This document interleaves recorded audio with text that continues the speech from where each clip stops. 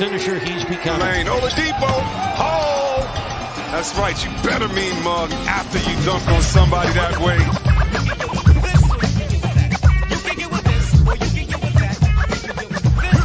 Gonna run it down. He goes with it. Adebayo for the win.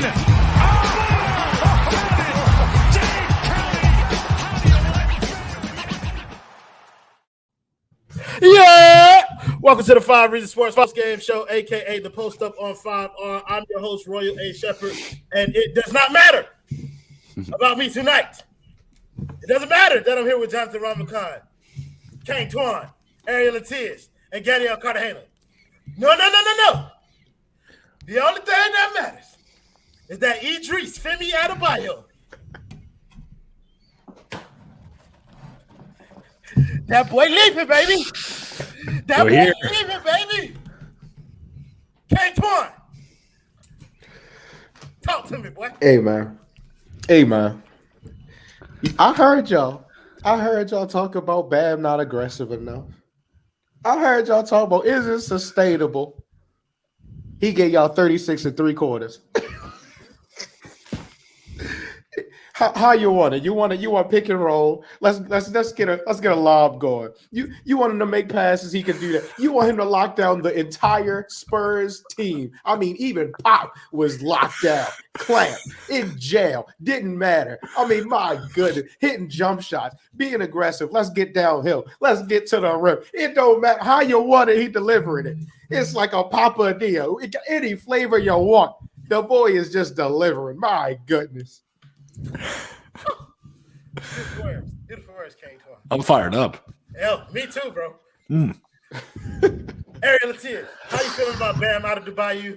What's the team overall? Whatever one you want to talk about, bro. Just because we're going to talk about Bam. Hey, man, Bam out of the Bayou and them goons from South Beach are on one right now. I mean, what did they won those, they had that really strong stretch, lose a game, last couple of games. I mean, right out of the All-Star break, I thought, I want to talk about Bam Adebayo, obviously, because in the last 9 games, I think I have the numbers in front of me. He was averaging 21, 12, 3, couple steals, couple blocks per game after having that stretch where he came back from injury where, his numbers were a little subdued. He had to kind of knock off some of the rust and get back into a rhythm. Since then, we're 10 games later now, so it's a 20-game sample size. He has 36 tonight to go on top of those numbers. Like he's been, there's been a shift in this position. You tweeted out, Royal. I thought you had the tweet of the night.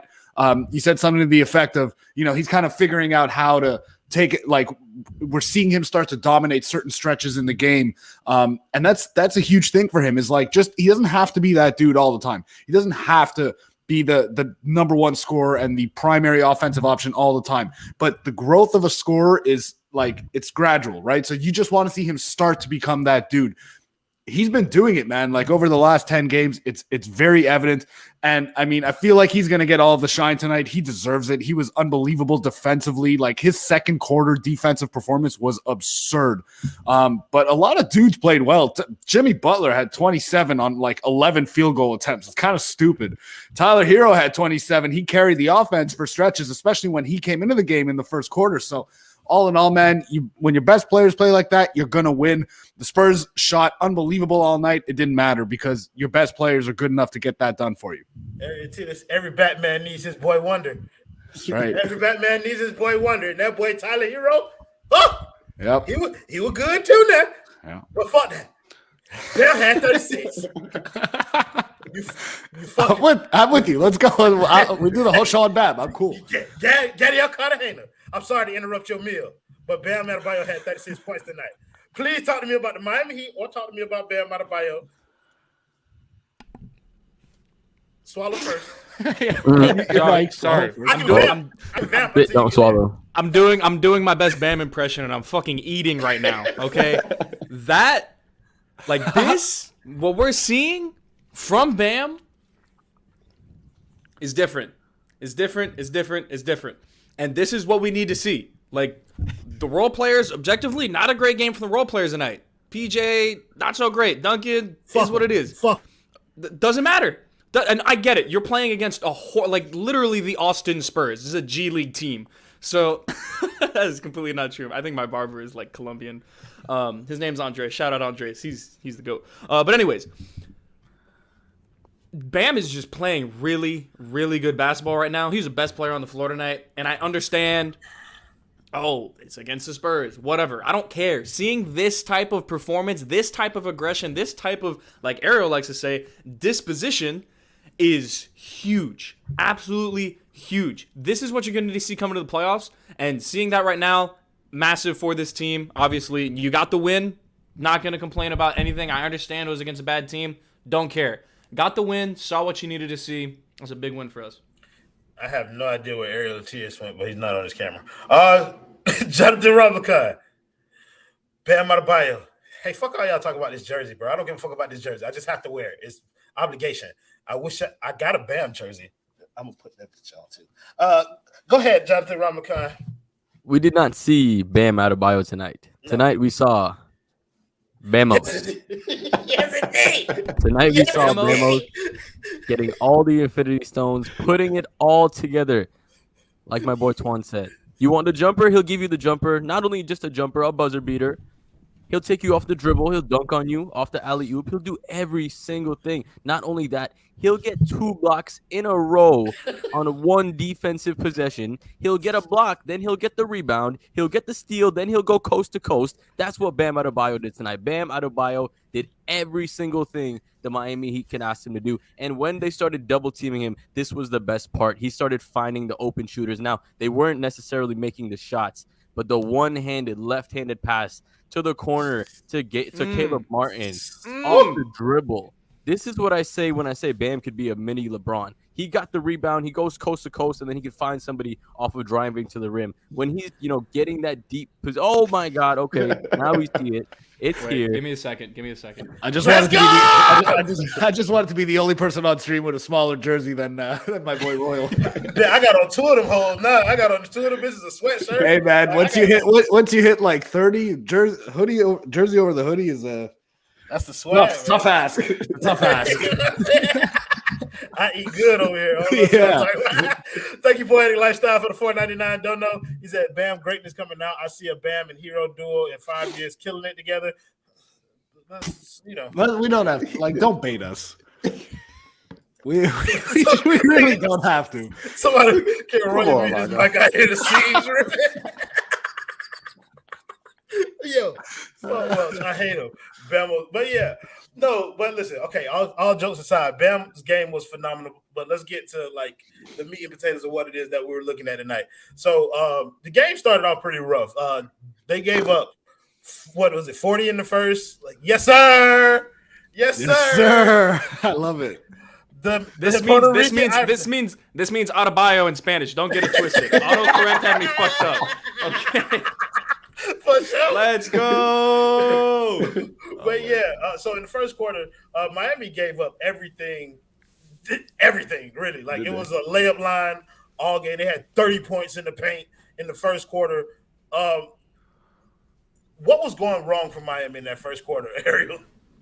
They were getting killed with movement. Like the Spurs, Eric Reed kept bringing up how well coached they are, and obviously everybody knows about Coach Pop, but it's true, man. Like they're running a lot. Like most of their better players are not even playing tonight, right? Obviously their best players sit in the game and a bunch of other dudes, and they're just running a ton of off-ball stuff, moving, cutting without the basketball. Guys are finding the cutters, and the Heat's paint resistance was not up to par for the majority of the night. The Spurs were shooting something like 60. I don't even remember. I checked like somewhere around the late third quarter. I checked the stats, and the Spurs were at like 60-something% from the field, or upper 50s. So, they finished the game, I think, in the mid-50s. So, the defensive performance wasn't very good. And I think that a lot of it, at least early in the game, was that it was just like a layup line for the Spurs. And they also made a lot of tough shots. Like, I thought there were some tough made contested threes and shit like that sometimes, there's just nothing you can do about it. But from a schematic standpoint, yeah, man, the off-ball movement, the cutting, just the passing, they're very on point. They're very well coached, and it's obvious. Yeah, I know a lot of us were excited about Bam's game, but through a lot of this game, Jimmy was carrying us a bit too, like a fuck ton. I thought like I thought the lineups were interesting tonight because, yeah, absolutely, Terry. Thank you for reminding me. If you're watching this video, we got 262 people in here watching. Please make sure you hit that like button, subscribe to the 5 Reasons Sports Network. Also, support our sponsor, A Aggressive Insurance. If you do not know about A Aggressive Insurance, then you are missing out on one of the most impactful Heat fans that we have out here. Please visit www.insurancebylinet.com if you have any insurance needs, or give her a phone call at 954-581-8800. Thank you, Ms. Lynette. She's great. So yeah, let's get back into it a little bit. But yeah, Jimmy Butler was carrying us through stretches of this game, and I felt like there was a bit of a disconnect between he and Bam tonight. I felt like they played better apart than they did together. Was that something that you picked up on too? Yeah, a little bit, right? Like, if they just occupy the same space of the floor, so it's going to happen at times, and especially on a night where Bam is not being the jump shooter that we kind of want him to be. He's being the downhill kind of guy. Like, Bam was getting to the rim. Bam was collapsing the defense. Bam was pushing the pace. So when he's doing those sort of things, like, yeah, it is kind of a clashing style with Jimmy. Jimmy I think he found a way to kind of play around Bam a little bit, but it was nice to see Bam be the focal point. And I understand Jimmy was carrying us at moments, but Bam was the focal point. And from those moments on, nothing. Celesio. Wait, did my mic just unplug? Oh my God, something terrible happened. Yeah, we're hearing you through your Galaxy. One second. God damn it. Yeah, no worries. I will come back to you on that. Kane Twan, I think he was kind of getting at the Jimmy Bam dynamic. How Jimmy was playing around Bam Adebayo was something that he mentioned, which I felt was nice. But to his other point about us looking for Bam, Jimmy didn't close the night. I mean, this is kind of what you want because a lot of the times when Jimmy is the guy, you kind of see like Bam acquiesce to that, and you see Kyle acquiesce to that, and just let Jimmy go. Let Jimmy do his thing. If he's gonna kill mismatches, if he's gonna take dudes off the dribble, and that's what you saw earlier. Like they let Jimmy do his thing, and then if you see like Bam is out here doing his thing, and like Gaz said, because him and Jimmy kind of occupy the same spaces in the floor, it's not necessary if Bam is going to be this like incredible and give him the ball and get out the way. He's getting guys to move. He's getting guys open shots. There's no reason for Jimmy to be out there, especially when you're destroying the Spurs like you were. So I agree with the decision to like kind of just let Jimmy like just sit out. He deserves it, especially what he was doing early in the game, because they had no offense whatsoever, and Jimmy was working very hard for everything. There was a point in the first quarter I was like, I think Jimmy had 10 points and the rest of the team combined for 3. So like, yeah, let Jimmy get rest, let Bam cook, and if they figure it out together like they did for like a little bit in their third quarter, like late in the third quarter, they started cooking together a little bit. But let Jimmy rest and let Bam do his thing. Yeah. Excuse me. Gadiel Carden, you back with us? yes, I think I am back. Can you hear me? Yes, I can. Okay, Clearly. good. I'm glad. I don't know. I can't. I need to stop moving my mic around. I like to hold it. Me too. I like to I think I picked that up off of you, honestly. but yeah, no, just being able to see what Bam was able to do tonight, it makes such a difference for this team. And I'm not mad that Jimmy didn't close. Like, obviously, you missed him at times tonight. This is one hell of a comment, by the way. We'll get to that in a little bit. You did miss Jimmy's rim pressure a little bit. Like, I felt near the end when the Spurs started making their run, what did this team do? They started taking a lot of jump shots for absolutely no reason. I wish they would have been able to keep going to the rim, just bully that Jock Landale guy. But they didn't do it, but it's totally fine. Totally fine. Got the win. Like, the Heat needed to win this game where you saw moments that it was the Bam and Hero show. That's what they needed to do. They ultimately needed to come away with a win to prove that this could work. It doesn't need to work every single night. We just need to see it in stretches. But we saw it tonight, and that's good enough. It's good enough for us. Jonathan Rumco, in parts of this game, I felt like if we had continued to lean on Jimmy, then we wouldn't have gotten this outcome. Like, I just felt like the team was functioning better with Bam as the focal point, and tonight they just weren't working together, and we've seen that over stretches of time. It's not a problem, but it is a problem, right? Yeah, there could be times where you see the offense gets, a little mucked down, but I think we saw that happened kind of when LeBron and Wade first started. It was a little clunky at first, and I know it's not the same.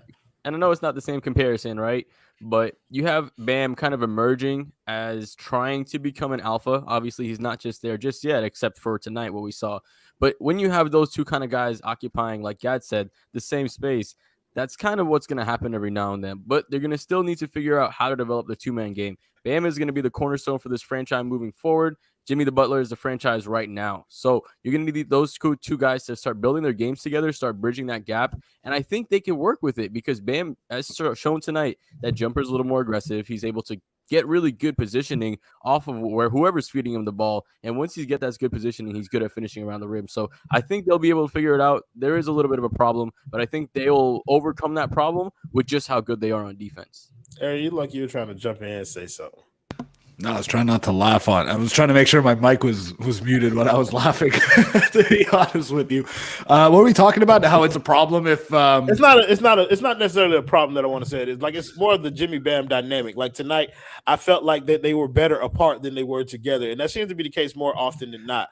And so I'm trying to figure out how that dynamic works for us moving forward. Like. Yeah, I kind of agree with you. I wouldn't, maybe problem isn't the word I would use. I don't think that's what you meant either, but yeah, like I was thinking about it earlier, and I kind of feel like, you know, these stretches where Bam takes over, where Tyler takes over, and when Jimmy take over never come at the same time. And that's natural, right? You can't have, like, it's kind of hard to have three guys literally taking the game over at the same time on offense. But I guess the larger thing we're pointing to is at what point, and can this team get to a point where all of these things can happen in coalescence with each other, and they can kind of just, you know, Bam can pick his spots. Bam can be aggressive one possession. It can be Jimmy getting to the rim, and then the next possession it's a Tyler, whatever it is. But it kind of feels like a lot of it, like, I mean, the Bam and Tyler takeover came when Jimmy was off of the floor, which is great. Like, you needed that to win the game tonight.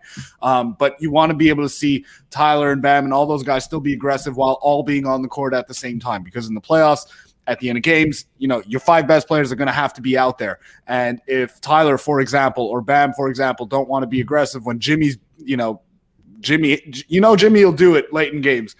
It's kind of, I mean, it's a little bit of a problem. They become easier to defend. So I guess a better balance of when guys look to take over is kind of what's needed. But we're starting to see it with Bam, right? So I don't think this team is a finished product. None of these players, none of the younger players anyways, are finished products. And I'm pretty optimistic about them being able to figure that out going into the playoffs. No, for sure. Tyler don't really need shit. That boy just need the ball. And because he was going the fuck off tonight, Gad. Like, I mean, look, well, real shit, bro. The man did nothing but score the rock tonight. But goddamn, he was scoring that bitch. Like, talk to me about Tyler Hero's game tonight. It's just easy for him. Like, there's probably the one player on our team where offense is just scoring, not just offense. Scoring is just easy for Tyler. He's the only guy on our team where you can say that about them confidently. So what Tyler's able to bring, that scoring element, is huge. And now you're seeing him, like, is he an ISO guy? No, but he gets to his spots with maximum efficiency. And, like, quite literally, there's not really anything that people can do about it to stop him. The only problem is when he starts dribbling way too much. But if he's just taking one or two dribbles and pulling up, or he's taking one or two dribbles and turning around and handing the ball off to somebody else, or just kicking it out to someone else because he's a very smart connected passer, like, Tyler, offense is just really easy for him, and it's really easy when he's on the floor. So this is, I know Marco's been on that wave. I'm also on this wave that I think it makes a lot of sense for him to start in the playoffs and just give him those 30-something minutes. Yeah, I guess Ariel. The fuck. I guess Ariel's hopping on the wave now too, which is that's cool. We can agree, Ariel. That's totally fine. You're Ricky, welcome pull to up join the on the receipts. bandwagon. I need Ricky. Ricky, we need the receipts. But no, Tyler, he's really good, and we always give Duncan his props for being a really good off-ball player and whatever, this, that, and the other. Tyler Hero is almost wide open every single time he's taking a three. Yeah. And I think that's a credit to Tyler, understanding where to go, understanding where the ball handler can see him, and understanding that he can pretty much pull it from almost anywhere. No one's really blocking his shot if he's doing it on catch and shoot. So, man, I love what Tyler's bringing right now. He's got a lot of energy. He looks healthy. Looks much better than he did before the All-Star break. Whatever it was that he needed, that rest, good on him. He's playing like he did earlier in the year. He's playing off of Lowry. He's playing off of Bam. He's playing off of Jimmy. And it looks scary. Like, it looks like a big four. And Tyler is the fourth cog right now, which is absolutely what this team needs in order to win a championship. He's also become their best lob thrower, which, I mean, I think it's kind Oh of my important. God! Whoa! Shut up! Wait, timeout. I'll be right back. I'll say this. In the last couple of games, his lobs have been on point. Like, when he gets downhill, he is making the right decision every single time. You're a fucking sicko. Mr. Lynette, what's happening in the Max is that Tyler Hero is playing more minutes now. He's going to soak up minutes from a lot of different people. So as people get phased out of rotation, Tyler Hero probably picks up more minutes, and then he begins to split those with Victor Oladipo, depending on what he looks like coming back. So we want to thank Voodoo Visions for the $9.99. Don't know. He said, I just thought about something. What if the solution to that is to pair Bam and Tyler and Jimmy and Duncan on the floor? Jimmy and Duncan pick and roll works well with Jimmy rolling, and Tyler reads been well with Bam and Tyler, and Bam in the pick and roll. So I think that's where we're at. Yeah, but at the end in the playoffs, like at the end of games, you're going to need your 5 best players out there. It's not you're not staggering, right? Like that's what the conversation boils down to, I think. This is what it's been. Yeah, in my opinion. Like, Duncan literally plays the beginning of the halves, which is when Jimmy gets his longest runs. So that's really where we're at. Like, this is spot on from Blue Division. Good comment. Yeah. Well, so Twan, we're gonna come to you in this Tyler Hero conversation, man. Like you said, like, boy is doing what he want out there, like, and it's looking easy for him, man. Talk about Tyler Hero's game tonight, man. Bro, the price of the brick is outrageous. Let me tell you that, bro. Hey, Tyler, bro, I don't know. He's what they need offensively in terms of and I've been thinking about this like a lot. They don't really have a guy like when it comes to like the playoffs and everything like that. The Heat, they got a bunch of guys who can do a bunch of things, but they don't really have a guy who can just like get you a bucket at like when you need it. That's supposed to be Jimmy, but he's not really that guy. He bullies mismatches and gets to the free throw line, and that's good because he got 27 off of it. Like that can work. And then Bam, like what he does so well is he can attack. Like he's really good at going against bigger like defenders, but he can also attack smaller defenders with like post up because he's so strong. But like he doesn't get guys to like move. Like he can get to the rim. And he can draw attention, but he doesn't move defenses, and he can't like just get buckets at all 3 levels. And then like Kyle set guys up and he can pull up shoot, but like that's the extent of what you're going to get in a really good Kyle game. And then you got Tyler, who just my God, he can get to the rim. He's making skip passes to the corner. I mean, step back threes. He's creating separation in very little space, coming off a screen, like rejecting a screen. It doesn't matter. And he's getting to whatever spot he wants, floater, attacking the rim, getting foul calls now. Like this dude, bruh, if he's going to be this guy consistently, like Gaz said, like Ariel said, you have to start him because he's exactly what they need for a playoff series. It's going to get ugly in the playoffs. The offense is we've seen the offense look bad now. And like the beginning of the game, they're facing the Spurs. They're facing Jock Landale, and the offense is ugly. Like Tyler, he just gives he gives you some relief when it comes to like just scoring, getting you a bucket in a pinch. So if he's going to be this guy, bro, oh my God. I feel like I'm having deja vu because Ariel, this is how the conversation started when we had it earlier in the season. But I want to give Jonathan Romano except one not getting screamed at. Right. And I think I'm going to still do the same thing because my stance hasn't changed. I don't think right now we start Tyler. I actually agree. It's just hilarious how things come full circle on here. It's just like I believe we should hold the other guys more accountable for the way that they start games. Like I'm going to stay there. Why would we do that? That's no fun. Thank you, Isaiah, for the $4.99. Don't know. He said the bench and starters have different levels of game speed. We have the ability to change the tempo with our bench lineups instantaneously. Yeah.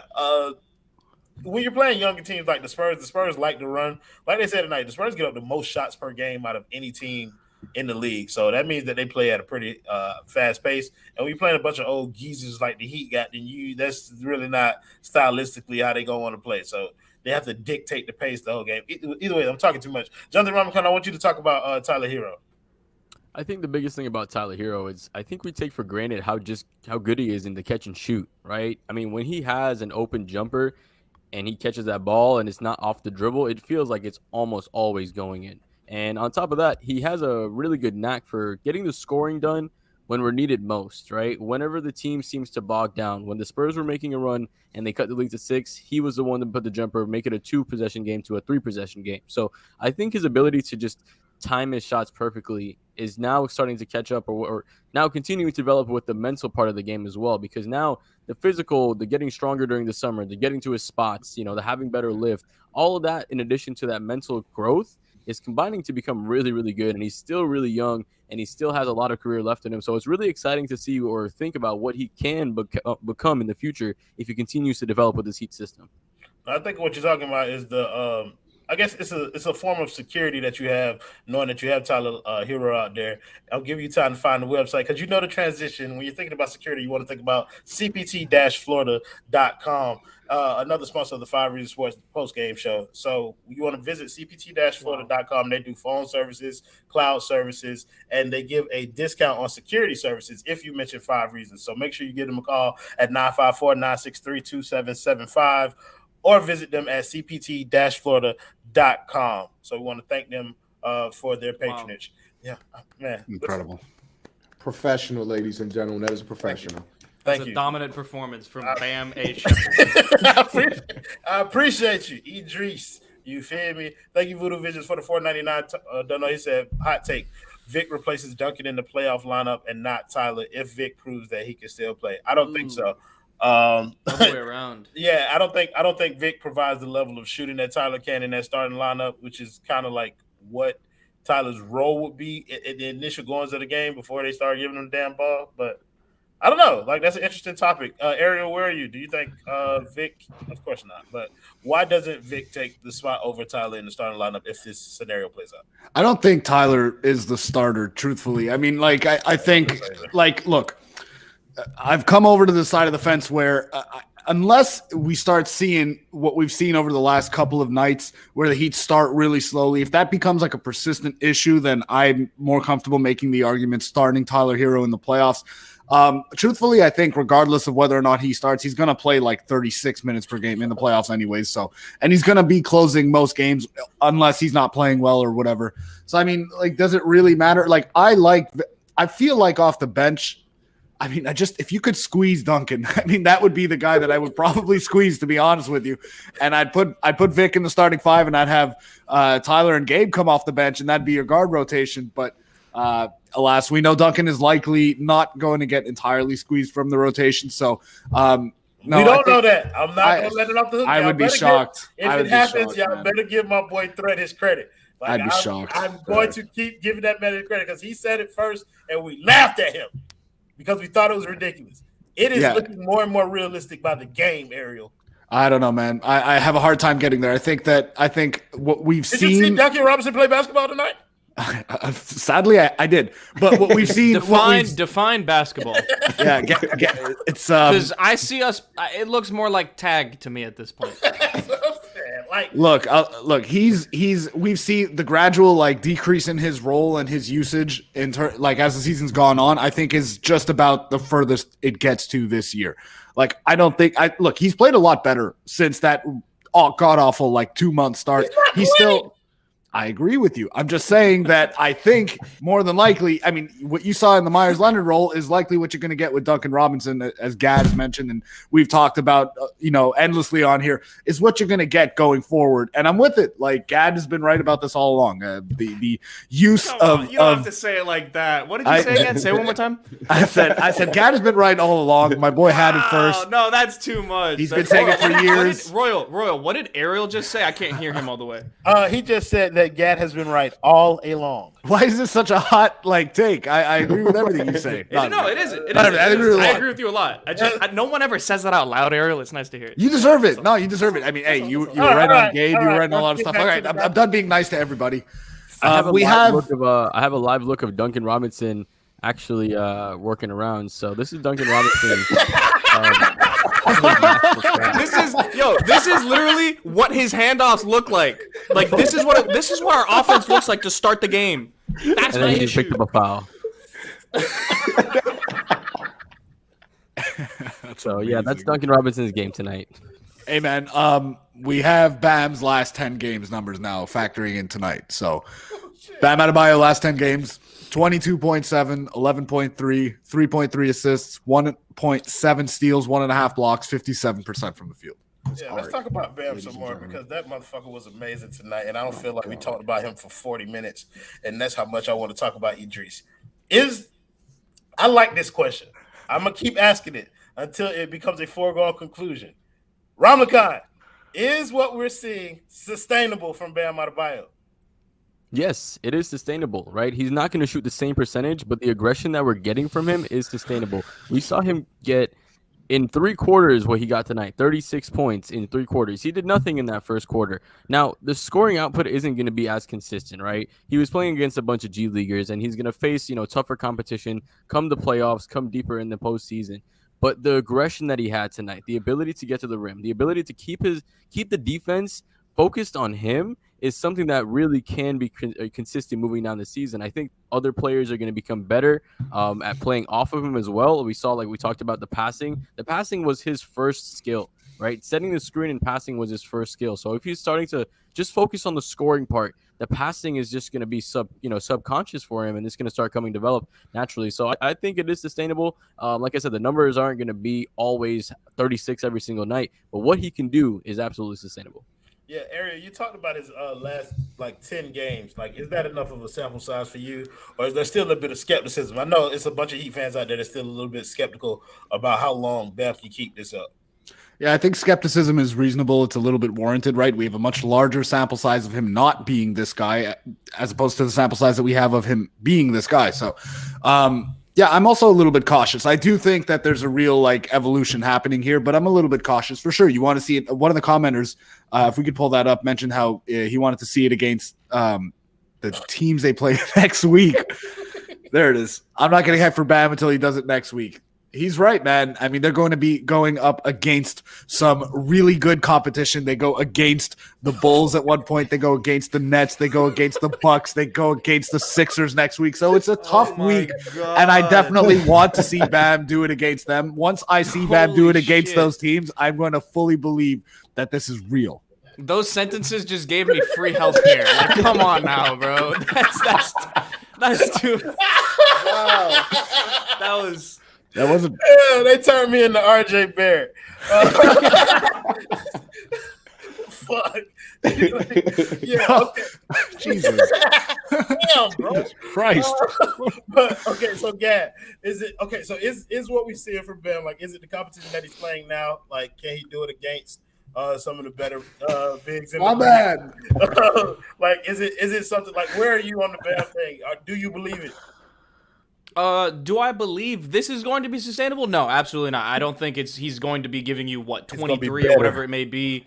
I think Bam is definitely taking a step in the right direction. This is development that we've wanted to see, and we've dealt with the bad parts of the development process for quite a while. So we're getting some of the good ones, but a lot of the development is specifically going downhill. The development that we're gonna need to see in the playoffs in order for closing lineups to improve, in my opinion, is Bam more so as a jump shooter. So until that happens, I think he still will struggle a little bit against good teams, or at least teams that have tough matchups for him. So, let's say, for example, a Giannis, maybe a Joel Embiid, or people that can deter him from the rim. But I think he should be able to keep it up against Chicago. He can take Vucevic to the rim 20 times if he wants to. Barbecue progress, absolutely. In an area that we definitely need to see. He has not been a capable driver. But I'm excited. I think what we've seen from Bam is important. It's just we haven't seen the part that allows him to coexist with Jimmy in a really clean fit, but that's totally fine. If they don't need to coexist perfectly, Bam just needs to be able to contribute in moments where Jimmy's not on the floor, and that's what he's doing right now, and he's killing it in those moments. Yeah. So where are you on the Bam conversation? You want to see it against better competition? You cool with it right now? You think he's gonna last? I'm like everybody. I pretty much want to see it against better teams, obviously. But I'm like a process over results guy. It's just the fact that he's doing it because he he wasn't doing it against bad teams. Like he wasn't doing this against like anybody at all. Like you would see it in spurts for here and there, and like you would mention like the bubble and everything like that. And of course, like he did what he did there, but also you weren't seeing this against like Charlotte, against like the Spurs, for example, teams you should see it against. He just wasn't delivering, and now he is, and it's been like it's not just been 1 or 2 games here. Like this is who he's been for games now. I know he had like the weird game against the Knicks. I really don't think he wants any smoke against Mitchell Robinson for some reason. I don't know what it is about that dude. He must put fear in his heart or something. But he's a good rim protector. He is. But whatever Bam sees him, he turns into a it doesn't matter who Bam is going against. He should be able to do that whenever he wants. That's true. But the Mitchell Robinson thing, I mean, my goodness. But yeah, I just like to see him do it more often. He's done it more often. You got to see him do it against different competition. Specifically, like you want to see it. I think he can do it against the Nets. They don't give you too much. Oh hell yeah! Andre Drummond. Who they want to play? Andre Drummond or Joe? Oh my gosh! Andre Drummond is getting 5 fouls in the first quarter if Bam does what he's supposed to against that team. But like the Suns and teams like exactly like Giannis and like teams like that, it can get a little ugly. But yeah, I like what I've seen. Hopefully he can continue to do it. It's been good so far. This man is a menace, bro. Don't even address that. Yeah. What's going on here? What the Oh, yeah. I think I like something that you said. You said you're a process over results guy. And I like that phrase because no. We are Heat fans. We are results over process. No, process over results. I am against the process until I die. Oh no, for sure. But I think that phrase perfectly describes Kyle Lowry. And that's what I want to talk about. That's a good That's very fair. I mean, it's just the way that he plays basketball is infinitely more important than the results of like the statistics. Because they are not impressive, bro. Like you got 13 and 10, but it's just like I don't know what is Ramakan. What am I like? I don't know. I like the way Kyle Lowry plays basketball. He helps us win. But I mean, what is it, bro? What is he doing? He's making everything happen without actually having to do it, right? He's the one quarterbacking everything. He's the one telling everybody what to do, and not all that's going to show up on the stat sheet. But what he does that show up on the stat sheet is super important, because tonight when we were, that game was getting close, he was hitting deep threes to answer them. He was able to, get lobs into them for Bam to slam it over them. So Kyle Lowry is the quarterback, even if he doesn't have the ball in his hands. I can't remember who put it on Twitter. I think it was either Marco or Brady, but saying Kyle was just walking in the backcourt, setting everybody up whilst he was walking up, and then the play developed as soon as he crossed half court. Like, he sets everything up to go for everybody else. It's like having a second coach on the court. So when you have something like that, it just makes everything easier for somebody else, because if a player just doesn't know exactly what to do at that moment, Kyle is going to be like, hey, you go here. So everything is going to be cut by that much milliseconds closer. And all this game is a game of inches and a game of seconds. So if somebody's able to execute just a little bit faster, it makes all the difference. And that's what Kyle Lowry does. He speeds up the game, not just for himself, but for everybody around him. Yeah. So you're saying 3 inches is impactful? 3 inches, 2 inches, hell, 1 inch might be impactful. It's not the size of the boat, ladies and gentlemen. It's the motion in the ocean. Ariel Latias, we're talking about Kyle Lowry, and we've had the conversation on him before about whether or not we need him to score more, whether or not we need him to be more aggressive as a scorer. With the way that he impacts his team, like without the scoring, do we actually need him to score more? Do we need him to embolden Jimmy and Bam to score more? What is it that you think we need most from Kyle Lowry in terms of being a basketball player? We just need him to kind of step up when he needs to offensively, but for the most part, it's not his job. That's not what his does that mean, though? What does it mean for Kyle Lowry to step up offensively? So to me, what that means is that for the majority of the time, if everything is running at an optimal level for this team, Jimmy's carrying offensively, Bam's scoring 20 points per game, Tyler's at around 20 points per game. So you don't really need 20 to 25, for example, from Kyle Lowry. You're cool with 13, 15 points per game from Kyle Lowry. But when that's not the case, when guys are missing or your best players aren't playing to their best level offensively, then yeah, the next person in the pecking order is Kyle Lowry. So that's why we kind of shift the attention there to Kyle Lowry. I don't think that any of us really expected him to come in here and average like 18 a game this season. That's not who he is at this point. He's like, I think 13 to 15 would have been a reasonable expectation going into the season. He's there. I mean, he makes everybody better, like Jonathan was talking about, just by his presence and just by his savvy and his experience at that position. Like, he knows he's always directing guys and putting the ball in the right spots, putting people in position to be successful offensively. So does he need to score more? Like, I don't feel like he does, but there will be times in the playoffs like naturally where Tyler, Jimmy, and or Bam don't really have it going, and Kyle's going to have to be the guy that steps up. And judging by his, prior playoff performances, he can be that dude. So I fully expect him to win the Heat a couple of playoff games this playoff run, just by his offense, because he's got that clutch DNA. I feel like I don't think there's a stat that probably supports that argument, but culture, guts, and all that. That's where I'm with that. When you say he can help us this offseason, what do you mean by that? Oh, we're doing that? No. Not right now. But yeah, I think part of the reason that Bam was able to be so aggressive is because of Kyle. Like, Kyle gives him the ball and he essentially moves everybody out the way, makes Bam the only decision Bam has is to try and score. Like, do we need more of that? Do we need more of Kyle to be selfish, looking for his own? Where are you on the Kyle Lowry conversation? Yeah, I think come playoff time, you're definitely going to need some moments where Kyle is looking for his own bucket. He's looking for his own shot, because there's going to be some times where the offense just gets bogged down. It's ugly, like Arrow was alluding to. I'm trying to think, like, in terms of parallels to that team that made it to the finals a few years ago. Obviously, the East is better, whatever it may be. I think you still need Jimmy and Bam to be Jimmy and Bam. I think you need Tyler to be more so the Goron of that team. And you need Kyle, in addition to all the other things that he does, to be, from a scoring perspective, similar to Tyler was on that team. Like, you didn't need him taking a ton of shots. There was going to be some games where he would only get you, like, 12 points. But there's going to be some times where you're going to need a big game. Maybe not 37 points, but you're going to need, like, a 25-point game in order to get a win against a good team. I think if he feels that role come playoff time, I'm very confident in this team. But he just does so many good things. Like, we could talk about that all day. Like, the little things that Kyle Lowry does. And I think, actually, in the first half, him and PJ were really, really bad defensively. I think PJ was still bad defensively in the second half. I think Kyle was actually fantastic defensively in that second half. His rotations, his closeouts were all on point. He was forcing guys baseline, making them make a tough decision. So just the little things that Kyle does, it helps you play winning basketball. And I think it's going to be a huge impact come playoff time. He's going to be another guy that there's going to be some moments we're going to need to go to him. Yeah, Gad talked about some of the little things. Twan, what's your favorite little thing that Kyle Lowry does? Oh, okay. I'm probably in the minority of this. Anytime he passes the ball, like, and it's kind of a PJ thing too. He just looks for somebody to screen for.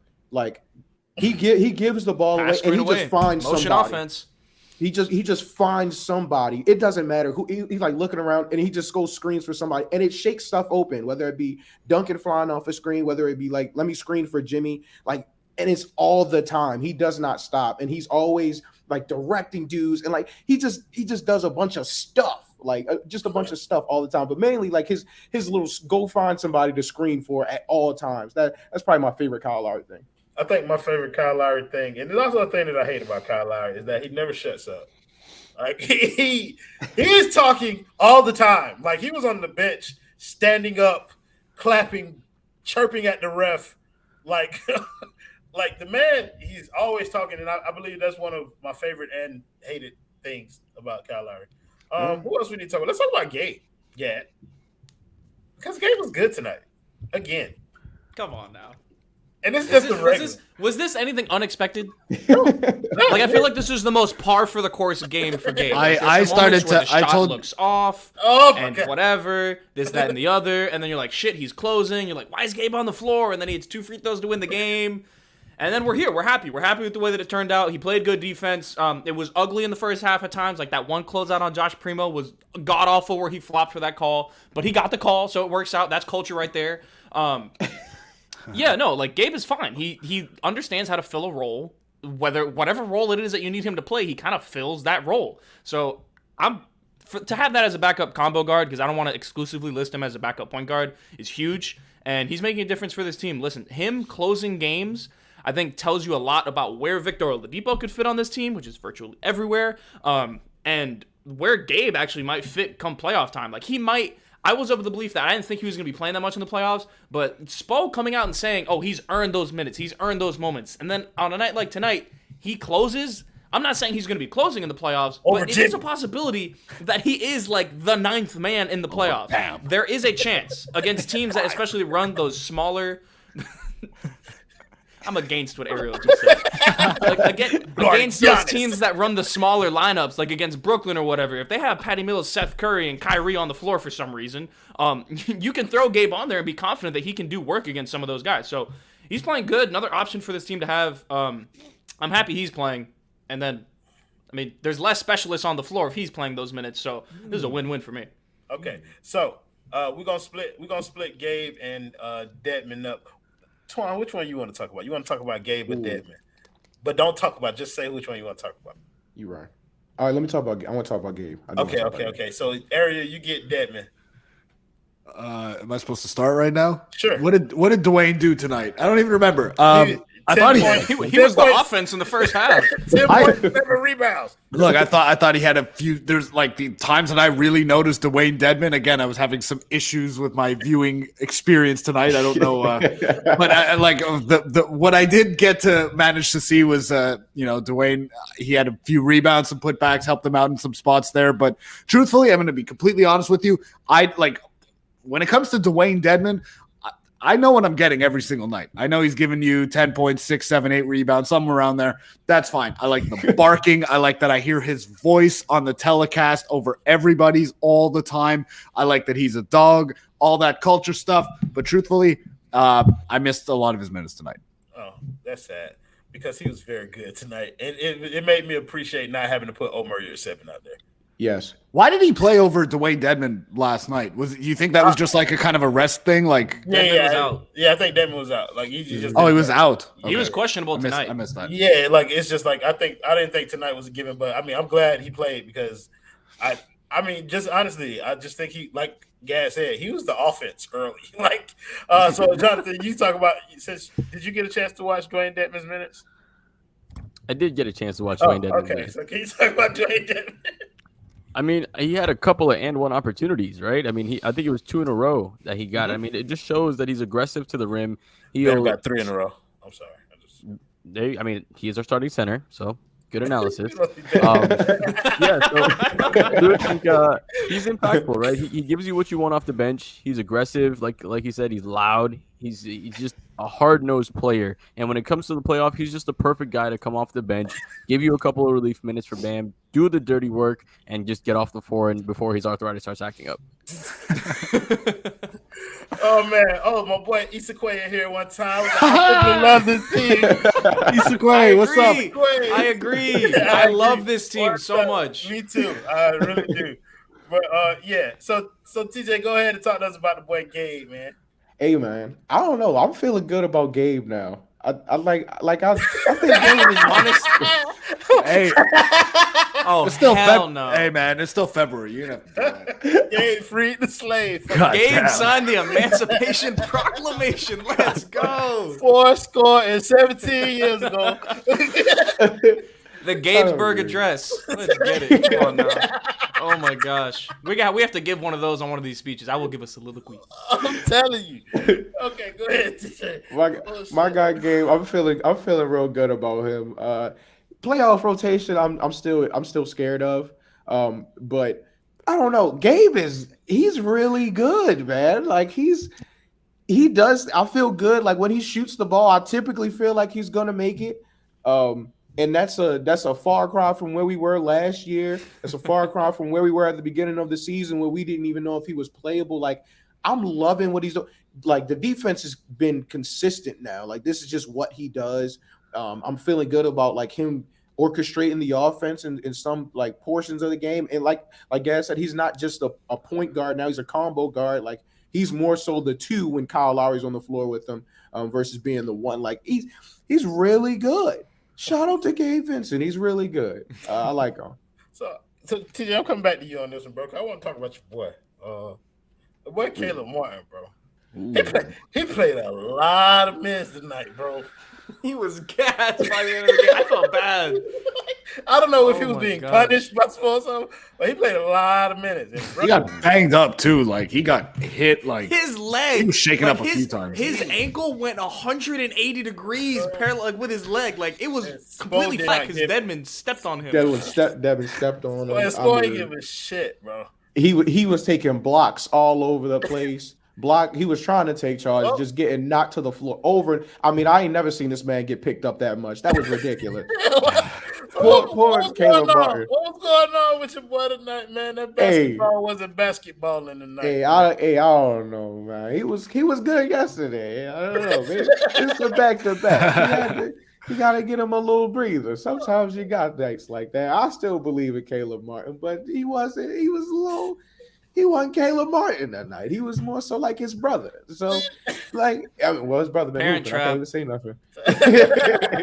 Exactly. They might have did some twin magic or something, but But you said, Caleb Martin. Caleb Martin was okay yesterday. I don't know about. Yeah, he was just like he has little plays like in the fourth quarter of both of these games. But I'm just saying, like, I don't think we're getting the same level of impact from Caleb Martin that we were getting earlier in the season. well, I think he it would be was foolish to starting expect it though. earlier in the Like, season. It's Go just ahead, a tough. He's an opportunistic player. Like he just gets on like loose balls. He'll tip passes and stuff. But like if you're expecting Caleb to come in and like hit 2 or 3 threes every game, I think that's a different conversation, especially when you're getting this much volume from your star players. So listen, Caleb, when he's not shooting the ball, he's doing so many other things. And one thing that I want to point out with Caleb is both of the last 2 games, the fourth quarter, they try to post him up with a bigger player, and he literally just steals the inbounds pass with one hand, just grabs it, pulls it down, and it's a momentum shift because it's like, holy shit, someone actually just did that. He looks like fucking Calvin Johnson out there. So credit to Caleb, man. He's just always playing hard. I don't know where he stands in the playoff rotation, but I feel like he's another guy that you could really use his energy on the floor in some games. He's a guy you trust because his floor is high, right? Like, I mean, I like even when he doesn't shoot the basketball well, like you're getting at, like, I mean, he doesn't hurt you in any way ever. It's like not you're gonna it's get not about him shooting the ball well. It's just I don't know. It just wasn't. I think his He's general. a beast in his transition too. Yeah, and I think his general floor game is like solid. Like he does smart stuff. Doesn't do anything that's kind of out of his game. Like you never really see him over dribbling or taking really bad shots. For the most part, he plays within himself. And so like even if he doesn't have it going and the numbers look bad, like I'm fine like with his minutes. Like he doesn't hurt you ever. And I think a lot of it got to do. He's playing with a lot better players now, and it's kind of a product of what happened with Strus too. Except Strus got out the rotation because of it, but like he's just playing with a lot better players now. So you're starting to. He's got to figure out a way to be more of just a role guy, whereas like him taking dudes off the dribble was like okay, like he's getting a lot less opportunities to do those type of things and just go in transition and do those things. Exactly. Like they don't need him to do as much as he was doing earlier this season when it was just like Kyle and him and the guys. Like, so now he's got to figure out how to be with Jimmy and Bam and those guys more often if he's going to be playing increased minutes like it is going to be in the playoffs. Yeah. Not to get off topic. Well, it's going to get off topic anyway. But Gad called him Calvin Johnson. But when I think about a football comparison, and I'm thinking about Gabe on that like fourth quarter inbound pass, the boy looking like Randy Moss out there. Someone said Julio Jones. Julio Jones don't catch touchdowns, so I don't. This is true. Antonio Brown before the mental breakdown. His mind ain't nothing wrong with his mind. He was proved to be right about the Oakland Raiders. Listen, man, I'm just saying. I'm not an Antonio Brown apologist. I do believe that he should see something. I don't know about the helicopter incident though. Well, we're still talking about football. Oh my God! I forgot you live in Canada. Y'all don't know nothing of the sport except for the Montreal Alouettes or whatever the fuck they're called. The Alouettes. Not bad. You continue to surprise me. What do we do? Oh, we have 54 minutes. Let's talk about the next game. What do we play next? I wanted to ask one question. I think it's the Bulls Monday. So I go ahead. I'm sorry. I tweeted out yesterday after the game. I'm calling them 86 now because they're just specialists to me. And 86, like this is 86. Like I'm done with that shit. That whole saying. But Duncan and Strus combined for 21 minutes last night against the Knicks. And that was understandable. Like, Duncan saw short minutes because he had 3 fouls in the first 5 minutes of the basketball game. And then he couldn't hit a shot.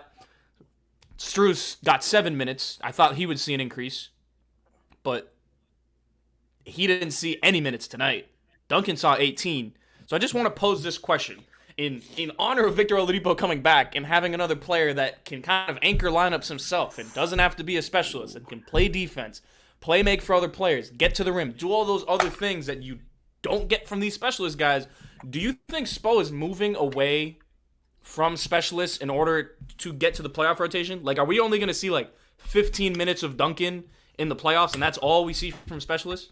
You know, Royal is drinking this content up as you were saying. Because listen, the way Spo won his championships as a coach was not with specialists on the floor. He won it with a bunch of versatility on the floor. A bunch of guys on the floor who could do a bunch of different things with that big three era. Except for Ray. Ray was probably the only specialist that was still but he could, that he was playing. Yeah, he was closer to a specialist by that juncture in his career. So I think I can agree with that. No, sure, but I'd say he's the only one though. Like he's a Hall of Fame specialist. And Duncan isn't? No. How dare you? Listen, the Blue Wire Podcast Hall of Fame. Come on, he's running up numbers right now. He is a goddamn Bank of America Hall of Famer out here stealing these. You better watch how somebody's going to drop his 12 points per game in the chat. You better be careful. He shot 50% tonight. Do not. Yeah, man. Tonight wasn't Hey, the man, issue. since It's just December the sheer 3rd. volume of minutes. Is where Listen, if y'all gonna talk shit about people, y'all might as well at Sean Rochester NBA. Right. 50% tonight. I love Sean's bit. I can't lie. Bro, It's definitely Like Duncan wasn't the problem at all. He's not a problem. He's in my not opinion. lying, He's though. That's like he's not a factor. He's just whatever. But is Spo going to play someone that's whatever in the playoffs? That's my question. I think we're trending in that direction. As long as other coaches believe that there's more to that whatever than we know to be true, then Spo is going to play him out there for a couple minutes just to see. Like I think you're spot on saying that you can't completely area. I do agree, even though I was bullshitting earlier. Like you can't completely eliminate him out of the rotation. Like you just I don't think throw you him out will. there too. No, of course not. But Area, shut up, bro. Like all season, someone clip Royal agreeing with me, please. don't you dare! I had you fired from the 5 reasons. It's my new ringtone. The government will delete this content. I don't know. I don't think you know how much power I wield at the 5 Reasons Sports Network. Please, and all the black people will leave. Let's talk about the next game. Chicago. We talking about Chicago. Even Mike Miller was getting moved out of the rotation. He wasn't a consistent member. Like he wasn't consistent until he lost his shoe. He was a goner. Exactly. That Didn't he get mad because he wasn't getting playoff minutes? Like, wasn't that a thing? Or am I like remembering that wrong? Yeah, I think Ethan has talked about that several times. How he used to get Mike Miller used to complain to him. Ray, Shane Battier, all them didn't really want to be there in the second half of the run, but that's okay. Those guys are no longer here. I was gonna say fuck them guys, but they're Heat life. So thank you for the championships. So we play the Chicago Bulls next. I mean, they have DeMar DeRozan, who is DeMar DeRozan the leading candidate for the MVP right now? Like, is there any somebody? Is Joel Embiid? He's top 5. He's probably number 4. I have met he's like up 5. there. He's not going to win it, but he's playing unbelievable basketball. Yeah, he's playing phenomenal. God. He's playing phenomenal basketball. He had 31 tonight, and they got like smacked. He had like 25 in the second half, though. He had like 6 at halftime. Oh, something similar gonna happen on February 28th on the last day of Black History Month. I can guarantee you that. Jonathan Ramadan, the boy feeling good? The boy feeling good. Like you said, they might have a top 5 MVP candidate, but we have the defensive player of the year in Bam Adebayo. We have the coach of the year in Coach Spoelstra. We have the sixth man of the year in Tyler Hero. And we got the man, Jimmy Butler, who's going to get you to the free throw line 15 times every single night. We already beat him this season. We already know the sauce for it. Kyle Lowry kind of has the little magic knowledge about DeMar DeRozan that we need to have in our bag. He's going to give that to Coach Spo. We're going to develop a beautiful game plan. We're going to get a good plan. The boy feeling good. Absolutely. Eric Latiz, the boy feeling good? Boys feeling fantastic. The Heat are 2-0 against the Chicago Bulls this year so far. They've got them coming into their building where the Bulls are just barely over 500. The Heat are 20-7 against all other teams in Miami this season. And so I expect they'll get the win. This is a big game, man. Like, these teams are separated by a game in the standings. If the Heat get a dub, they go 2 games up gives them this is where you start getting a little bit of breathing room. You're coming down the stretch run. You've got 22 games or whatever it is left, 21 games left in the season. They've got a favorable schedule. These are the games you have to win. So I think the Heat get a big dub. I don't believe in the Bulls. I've been saying all season. I think that's a team that wins a lot of regular season games, and then they're going to get dumped in the first, probably second round of the playoffs. I think the Heat are better. I don't think the Bulls can really. They don't have a lot to throw at the Heat on the wings, and so I think the Heat. Get a big dub here. No, for sure. But this game does start like a stretch run of games where. It's a tough week. It is a tough week where you get to see a lot of the best teams in the Eastern Conference and see how we stack up against those guys. And so I'm really interested. But let's get this first game out the way. Gadiel Cartagena, the boy feeling good? The boy feeling good. Is Zach Levine back? Like, are they fully healthy or what's their injury situation? Levine is back. I'll tell you if anybody I think Lonzo's out. Caruso's still out. Yeah. Ooh, Caruso's still out. That's interesting. I think Tyler Hero's going to have a pretty damn good game against him. I know he's been having good games, but I think he's going to keep it going a little bit. We should win this game. I'm confident. I'm excited to see the Heat try to create some separation. They kind of need that 1 seed in my opinion. Like, I know some people don't think that they do, but I think you want to have as many home games as you can come playoff time. This is going to be a huge week. This is going to be a huge game. I think the Heat will pull this one out. I expect a really good Jimmy game. The Bulls are just like a pretty, I don't want to say an easy matchup, but it's an advantageous matchup relative to the other teams atop the East for the Miami Heat. They are built to kind of stop them on offense, and they are kind of built to give them a lot of problems on defense. So I'm excited. I think it's going to be a good game for us. The Bulls are a good team, but in terms of a matchup versus the Heat, they're just meh. Like, it's just like there's nothing there that what do they really have on the wings to throw at the Heat guys and slow them down outside of Desunmu? Like, they're not that good on the like. They don't really have anything. Caruso, like Lonzo was having a really good defensive year. When fully healthy. I mean, right now. Yeah. Right now, nothing. And they don't have any like paint defense either. No, they have Vucevic. That's a team that score a lot of points, whatever. But I think in the playoffs they are going to have problems against any of the East contenders, like big problems. Oh no, for sure. Twan, the boy feeling good. Oh, the boy is feeling lovely. I think this is where Bam stamps his defensive player of the year. They're going to put him on DeMar DeRozan. He's been on this hot streak, averaging 30. Let's go ahead and shut him down. We're going to get a guarded by Bam stat tomorrow night. DeMar DeRozan going to be like 1 for 7, shooting like 1 for 17. No, can't get no buckets. I mean, I cannot wait. Let's get my guy defensive player of the year.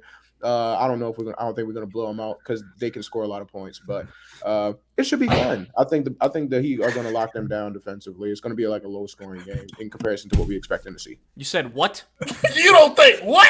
They're not gonna do what? Let me correct you. I'm sorry. The Heat are about to blow that shit out. Fuck is you talking about? You're right. I apologize. The fuck? Just throwing a sense of realism. Maryland weather got you fucked up out there, boy. Listen. Ooh. Yeah, it is breakout sound. I go hold you. Our Sunday is Monday. You damn right. Because you did say something very correct. We gonna put Bam on DeMar DeRozan all game long. Oh yeah, it's curtains for that little. You think so? 10 points. I hope they find a way. On 4 for 25. I think it's a really good idea. 4 for 25. I don't know. Put PJ on Booth. Jesus Christ. Dude's averaging like 40 a game over his last 10 games. If DeMar scores 10 or fewer points, I will buy someone a jersey for the stream to give away on Monday. I will do it. You said what now? If DeMar do what now? If DeMar scores 10 or fewer points, I will buy someone a jersey and raffle it off on stream. If DeMar goes 4 for 25. If that happens, I'll match you. I'll buy somebody a jersey and I'll raffle it off on stream too. Clip it, Ricky. So that y'all he's got to score less than 10. Oh boy. Yeah. So if DeMar DeRozan scores less than 10 points on Monday, then Gad will buy a jersey and I will buy a jersey. We will raffle it off on the stream. The minute he hits 11, I'm putting my order in for a medium-sized DeMar DeRozan city jersey for the Chicago Bulls. And to qualify, you have to make sure you like this video and you subscribe. That's for sure. If you like Yeah, the because video, I'm gonna check that. I'm gonna sit this one out, boys. No, Jonathan Robinson is the producer. He's gonna check it. That's why he said it. Check it, Jonathan. Oh, my boy, Isakwe. Thank you for the $5 Russian dollars. You shouldn't be doing that in this economy, Isakwe. He said the Bam, the locker. That's right. That's right. This political climate. That's what I'm saying, bro. What's wrong with you, bro? Move. You keep your Putin dollars, okay?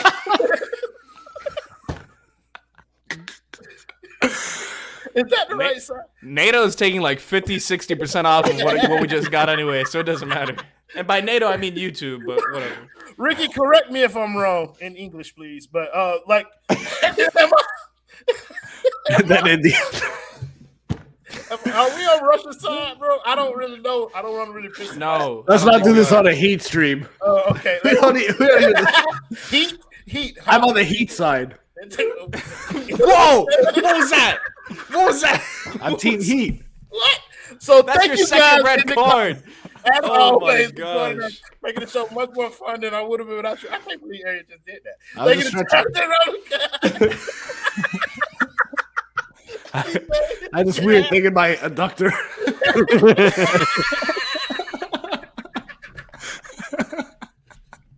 Ariel's gonna do that on March 1st with a whole different intention. I'm telling you, bro. Please end the stream. Jimmy Buckets! Clutch time! Tyler Hero, what a finisher he's becoming. Lane, Oladipo. Oh! That's right. You better mean mug after you dunk on somebody that way.